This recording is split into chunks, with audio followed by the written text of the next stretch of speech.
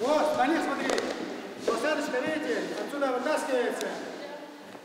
Вот так.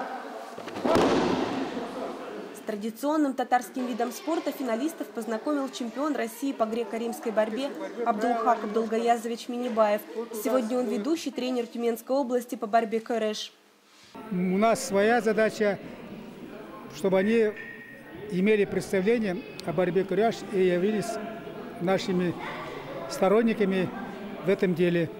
Его воспитанники – победители российских и международных чемпионатов. Девушки и юноши увидели показательные выступления маленьких спортсменов и уже состоявшихся.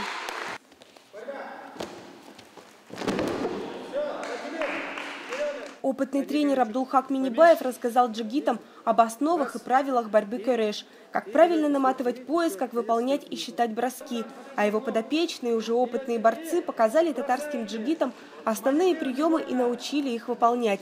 Среди профессионалов был Чингис Камалов, серебряный призер России по борьбе КРЭШ и финалист конкурса джигит 2011 года.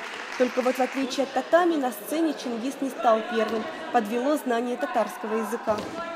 Ну вот я плохо разговаривал по-татарскому, плохо разговаривал.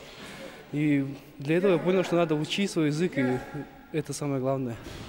Правда, финалисты 2014 года практиковали броски на манекенах, но участникам мастер-класса хватило, чтобы почувствовать силу и крепость национальной борьбы.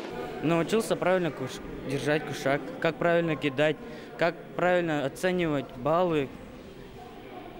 Все правильно. Спасибо тем, кто показывал. Когда, допустим, смотришь соревнования по телевизору, то это все выглядит как-то легко. Но мы сейчас вот попробовали все вот это повторить. Это небо и земля, разные вещи. То есть было трудно, реально трудно, но нам понравилось. После мастер-класса спортсмены со стажем пригласили конкурсантов сыграть в регби. Татарские красавицы не скучали на зрительских местах, бурно поддерживали джигитов. София Хайруллина, Рамиль Нигматуллин, ТНВ, Тюмень.